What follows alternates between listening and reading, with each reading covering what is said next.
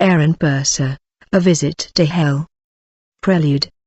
In the early morning hours of Wednesday, June 26, 2013, I was given a vision I believe was from God. The following is the exact transcript of the vision, and I have done all I can to write down every detail exactly as I saw it. Thus begins my journey. I found myself in a green field with 4 others around me. There was a clearing in the field and the trees were all around off in the distance. As we circled round, the ground opened up in front of us in a black circle. I could not see the bottom of the hole and was frightened by this. I recognized one of the 4 people as Jesus, but I could not make out any of the other faces. Jesus said, "I am going to send you into the hole," and I pleaded, "Oh, no Lord, I don't want to go down there." Before I could say anything more, I was descending into the hole and was moving very quickly. When I landed, I was shocked that my legs had held up to the fall, and by all accounts, I was fine with no broken bones. I quickly realized I had fallen into hell. I landed in a pit that was about 30 feet down. The walls were black and there was a fiery liquid pool about the size of a backyard swimming pool. Around the pool was about 5 feet or so of more black ground. I call it ground as it was not dirt but was squishy and seemed to be filled with bugs, beetles, and such. There is no light in hell. There was only the light from the fire and the reflections of the fire and the smoke. I looked around and saw the bodies of humans lying on the ground. All of them were at various states of decomposition, none were moving, none were speaking, and none appeared to be breathing. As I looked around at these bodies, a creature from the other side of the pool saw me up and moving around and very quickly ran towards me around the pool. I could at first only see the outline in the darkness, but when he got to me I could clearly see his skin was red and he had enormous muscles. His jaw was large and full of sharp teeth. He carried a glowing red pitchfork which was about 9 feet tall, and he himself was about 10-12 feet tall. As he approached I froze. I could not run or move in time, and he speared me right in the chest below my ribs with the pitchfork. The pitchfork was still hot from the last soul he drowned. I felt the intense heat from the middle spike of the fork pierce my heart, and the outer 2 spikes felt like they burst my lungs and I could not breathe. I must not have weighed a thing to him as he lifted me high into the air easily and slammed me face up into the fire pool so my back hit first. He pushed me all the way under and I was submerged about 5 feet or more down under the liquid, and he held me there. I was very surprised that the liquid was so viscous. The consistency was like that of water but had the appearance of thick lava. It was extremely hot and I knew I was in big trouble now. Horrified, I watched as my arms flailed in front of me catching fire, and there were reds, oranges, and blues coming off my burning flesh. I saw my feet burn off and the muscles and tendons in my arms and legs were strung out and burning like spaghetti. I saw my lips float off in front of me and my ears and nose did the same. I was at a point where my eyes were going into blackness too when I was flung out of the pool by the creature and tossed to the side where the other bodies were. As I lay on the bank of the fire pool, I could hear the roaring laughter of the beasts, and then I knew there were many of them, perhaps legions of them. There were no human voices at all, no one that speaks ever. Even a grunt or groan is seen as a human comfort to the dark side in this putrid place. If such is heard, the creatures either pierce the lungs again with the pitchfork and move on, or go ahead and dunk you again. When I was there on the bank of the fire pool, I could feel the vile flesh-eating beetles, snakes, scorpions, bugs, and any other creeping crawling thing found on earth feeding on my carcass. I looked down and could see a coral snake moving through my ribcage and to my forearm and another slithering between my bones. I looked at the persons next to me and their faces had been burned unrecognizable. Although they were in their body somewhere, they were gone and I could tell they had been here for a very long time. I looked deep into their souls' eyes and was terrified at the look in them as it was hollow and expressed utter hopelessness, desolation, and abysmal abandonment from God. There really is no way to describe them other than picture the worst down and out living soul you can think of on earth, even the worst of the worst, the most drug-addicted, homeless, destitute person's eyes you can imagine, and then multiply it by 100 and you may get close. There is no hope left once you are in hell, ever.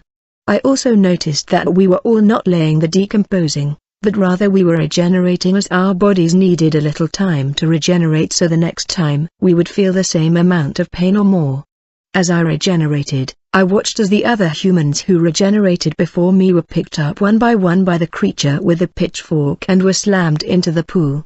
Each time someone is slammed into the pool, the creatures laugh. They laugh harder every time someone is thrown in, and they experience more pain. The better the job they do, the louder they laugh. The creatures never get tired, they never take a break, they never sleep, they never eat, they just continue this routine forever to please their master Satan and hope their laughter will be heard by Satan and that it will please him.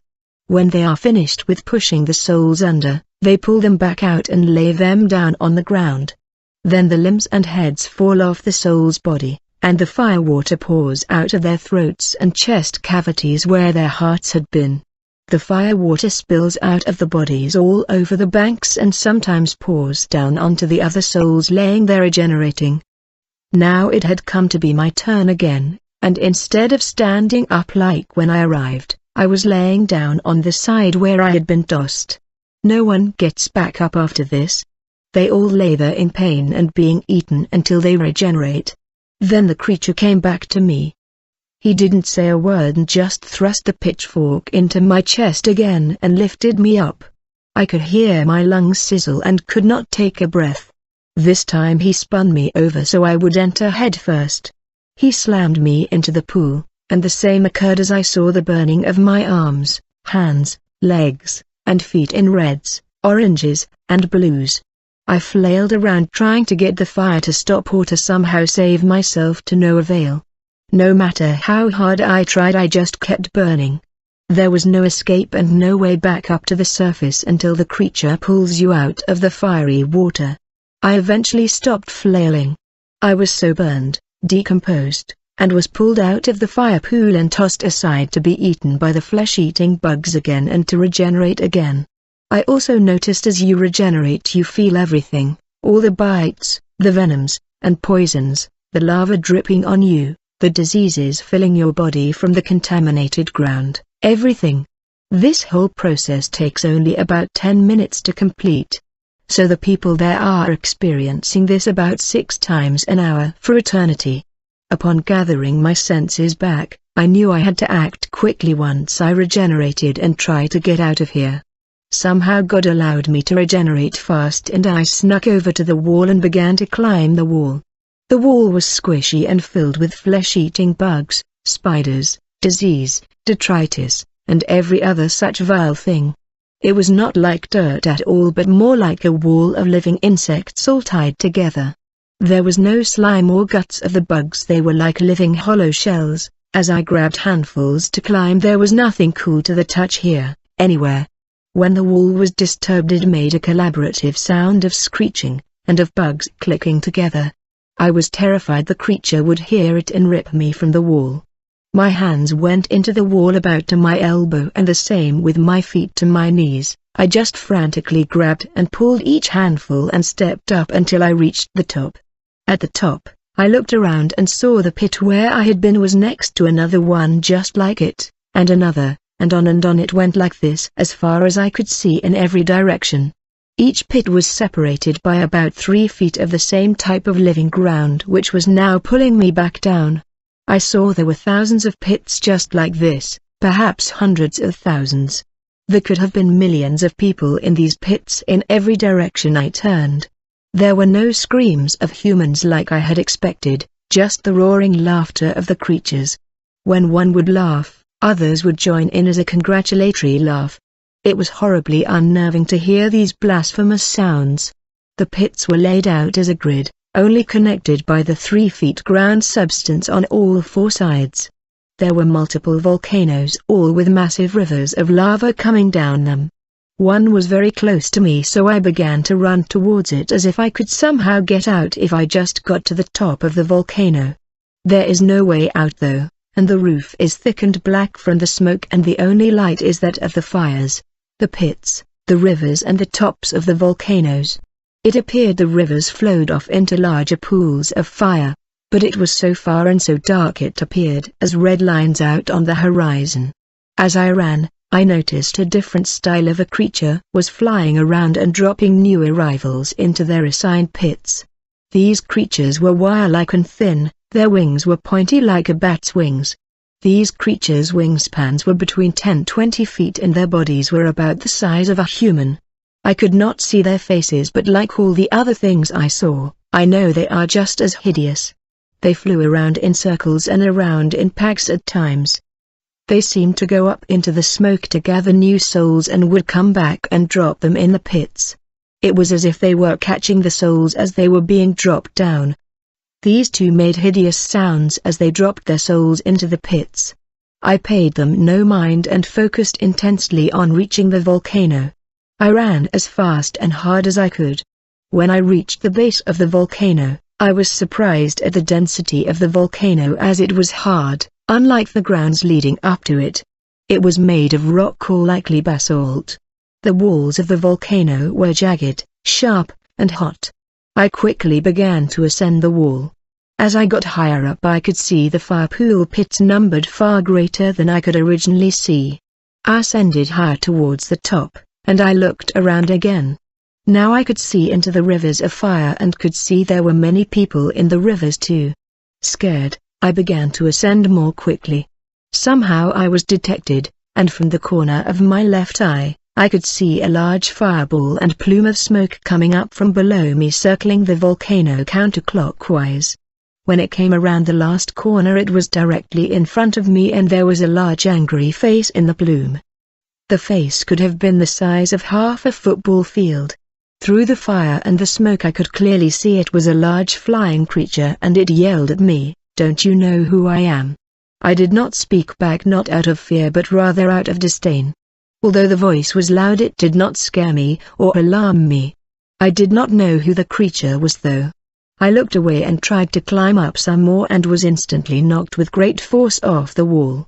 I fell backward and down until I hit the river of fire and was instantly burning alive. The river was of thicker viscosity than the pits from before, and I was flailing to get out, but the river pulls you in and again it is much thicker so it is much harder to move.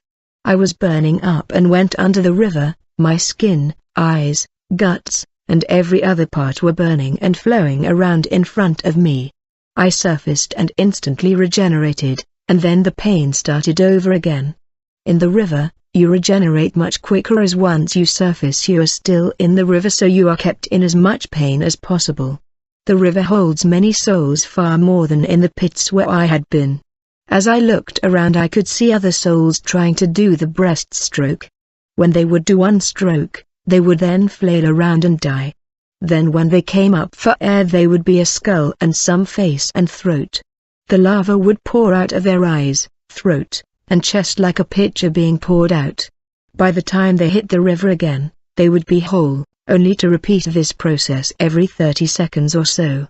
This part of hell is far worse, though it is all bad, in part because it is so painful and also because it happens so often. There is just no way out of the river once you're there. There are thousands upon hundreds of thousands of people in each river, possibly more, but it is very crowded.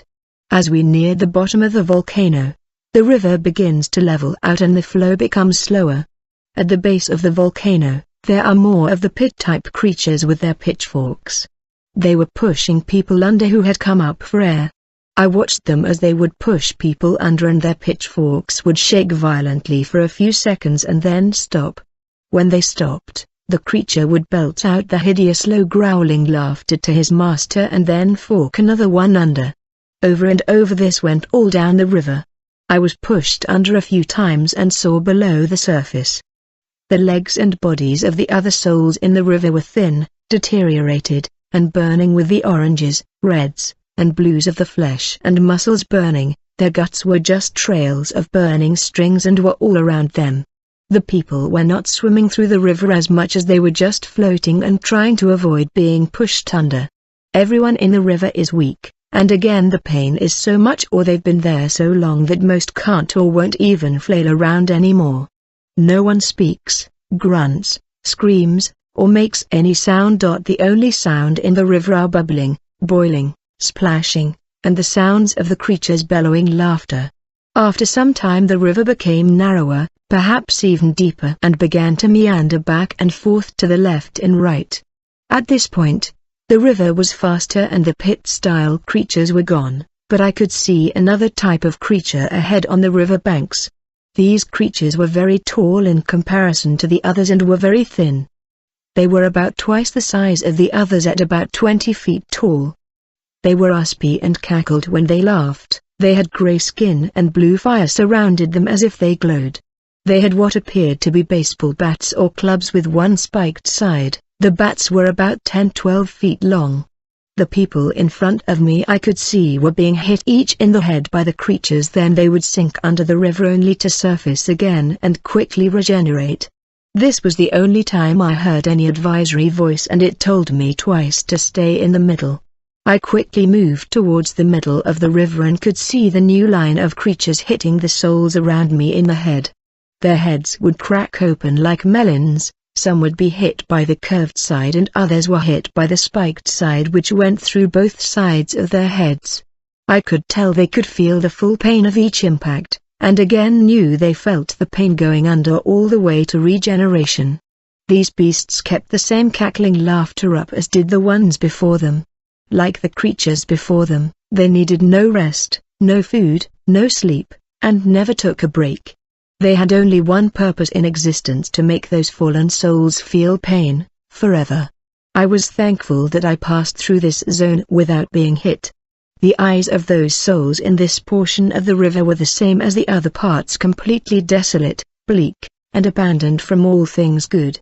The souls in the river had the most hollow, distraught, hopeless eyes, as that seemed to say they knew they were here forever. We had finally left the tall creature section and the river became wider, and there were many more souls in this portion. Many were trying to do the breaststroke again and would come up and fling the lava around with their heads as they came up to regenerate. For some, the lava poured out of their eyes, noses, and mouths, and others would try to rise up and it would come out of their midsection leaving a glowing red empty carcass. These would just fall back in to regenerate. The river went on like this for a while and was thick and slow. We came to a bend in the river and I saw what looked to be an opening to my left. I made my way to the opening, which was a collection of rocks in a circle formed like a window. Outside the window, I could see we were high up in a cave on a mountain looking out, and I saw blue skies and green trees below.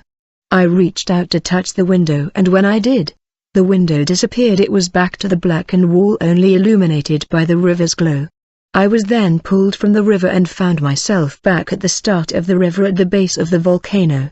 I was so deeply saddened by this, it was as if part of my own soul had been left behind. I was scared now, that I may not be able to get out. I went the entire course of the river again and felt all the pain over and over again as I tried to swim or exit. I went through the 10-foot-tall red creatures and was pushed under many times. I went through the 20-foot-tall burning blue-type creatures and stayed in the middle and was not hit. We got to the point in the river where it slowed way down, and I believe we were getting close to the large pool, which now seemed more like a blackened fire ocean than a pool. At this point, I could not take any more, as I had been burned up and drowned in rivers of fire for too long. I had been yelled at by a demon and watched people falling from the sky into fire pits while flying creatures snatched them up in midair. I had seen the creature torturing souls in the river and others cracking heads open. I pleaded to God, "God, please get me out of here. I don't want to be here anymore. Please God, get me out of here." In an instant, I was out of the darkness and out of the fire river, and there was dimmed sunlight. My eyes needed to adjust, but I was on solid ground and I tried to look around and saw Jesus was with me. Jesus was holding my right elbow and was helping to hold me up. With my left hand, I covered my eyes to shield them from the wind and light. I could feel hot wind all around me and there was black smoke all around. There were no birds, no cars, no horns, no sirens, no telephone poles, no street signs, and no sound at all but the wind. I looked and saw there were no buildings anywhere and nothing was over 3 feet high.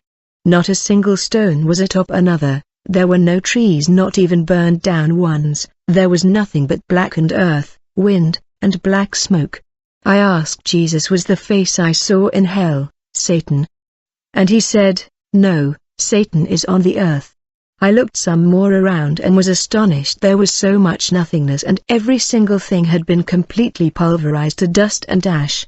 I mean, even the World Trade Center left a debris pile after September 11, 2001, but here there was nothing over 3 feet high and any object was very small and unrecognizable. I asked Jesus, where are we? He said, this is New York City. I began to tremble and was more afraid than before. I said to Jesus, oh Lord, I don't want to be here, please take me out of here. In an instant, we had moved and Jesus said to me, how about here? I looked around and the scenery was exactly the same, no buildings, no cars, no birds, no dogs barking, no background noise of any kind, only wind, except the smoke was a dirty brown color. I asked him, where are we now? He said, this is Los Angeles. I said, oh no Lord, not here too. I don't want to be here. Now we were moving much quicker and we were in another desolate, destroyed and silent city with a cloud of light gray smoke. The Lord asked me, how about here? I asked him, where is this? Jesus said, this is Atlanta. I told him, oh no Lord, I don't want to be here. We had moved again in an instant, the same thing destroyed everything, not a sound. Nothing over 3 feet tall, and the only things that were even 3 feet tall were because items had piled on top of one another. This place had a darker gray smoke everywhere in the wind. Jesus said to me again, how about here? I asked, where are we? Jesus replied, this is Chicago. I told him, oh no, Lord, I don't want to be here. We moved a final time, and again everything was gone and the quiet was overpowering the wind. Only this time the smoke and wind were a dark bluish gray and it was wet. Jesus said, how about here? I asked him, where are we? Jesus said, this is Florida. I then asked him, why is all of the smoke different? He said, it is like the sand you bring back from the beach. I then asked him, why are you showing this to me? He replied, it is because you have been chosen to tell the world, the end is nigh. I did not understand this and asked him, you mean you're coming back at night? He said, no, that the end is nigh. I asked one final question, why is all of this happening? This time a voice of 1,000 thunders came from the sky and all around me into my ears, spine, and soul and said, we have decided it so. And I was scared. My shoulders went up and touched my ears like a child in a thunderstorm. The sound of this voice was so loud and it brought fear into every inch of my being. It could only have been the voice of God. This was the only time I was terrified by any of the voices. This voice was so much louder and powerful than that of the smoke-plumed demon in hell, which was loud. God's voice brought every ounce of fear out of me and I did not respond after I heard this. It was so resolute that I did not dare talk back to it nor ask another question. At this point, when the echo of the voice had ended, we moved again very quickly and were back in the field where it all began. Again I was with the four, and the hole to hell had closed. I looked up and the four turned and began to walk towards the tree line, and I was all alone again in the field. I then awoke from the vision and saw it was around 3:27 in the morning. Conclusion: I was blown away by what I had just seen, and knew I had to follow the instructions given to me and write this all down. I know many who read this will not believe even a portion of it, but I also know God works through people far more than many realize, and though you may not believe, I hope God will open your eyes or someone you know through this.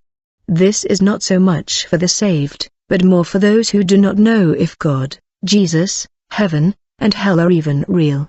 I believe they are, and though many will be blind to the Lord, some will believe or pass it on. I know Christianity is split into so many groups that to a new believer or even potential believer it may seem overwhelming. My advice is to believe that Jesus Christ is the Son of God who came to earth, was crucified and rose from the grave. Start here, with just a small amount of faith, and the other things will come. You won't change overnight and you will likely still sin, but your soul will be saved, so when your time comes you won't be pulled down into hell. I didn't understand why God would choose to show me these things until I talked with my father. He said no one would think David could beat Goliath either. God knows what your heart's true intention is and He wants to be a part of every person's life. Please also understand He does not want anyone to go to hell but has given us the choice to decide on our own. After being down there I could see how awful and separated from God it is. The pain and grief are far too great for one to write down, and I too don't want anyone to go there. If anyone truly knew how bad hell really is they wouldn't want anything to do with the place. To me, it's an easy reminder that no matter how bad it gets here on earth it could be much worse. I further believe God withheld much of the pain and the smells of this rancid place from me, and if I had experienced it all I would have died right there where I laid. Many of you will only ask about the second part of the vision showing future events. I cannot really say much more than what I saw. I don't know what happened to the 4 cities and the one entire state. I can only speculate it was something with a lot of power and heat. I wasn't given any time frame for the events to occur. I would like to think they won't happen in my lifetime or my kids' lifetime, but it seemed very close in the vision. It seemed so close that I immediately went online to see if bad news had broken overnight. As far as the smoke portion goes, and the reference to the beach by Jesus goes, I have visited various beaches of the Atlantic coast many times to this point in my life. I always take a small sand sample with me to bring home and compare it to the other sand samples from other beaches I've collected over the years. I believe the differences in the smoke represented the differences in the ground below the cities. I don't know what happened to the cities other than they were gone, absolutely decimated beyond anything the world has ever seen to this point. In conclusion, I trust God and Jesus are real. When my time does come I don't want anyone to be sad. I have seen hell on earth, and I now lack only the sight of heaven and only wish to see it when my time here is done. I know many who read this will think it is not real, but some will and will take heed and will begin to prepare their soul. They may either dedicate or rededicate her life to the Lord because of it, and then it will all be worth it, as you can fear death no more. I know many people, whose bodies are in the cemetery, and I look forward to seeing them in heaven. I hope to see you all as well on the other side, in heaven. I know without a doubt I will be there. Good luck to you all in your walk through life. There are many snares set to trap you, so be vigilant and rest your hopes and fears on the Lord. Your burden will be so much lighter, and you will be more content with the decisions you have made up to this point. Thank you for taking the time to read my story.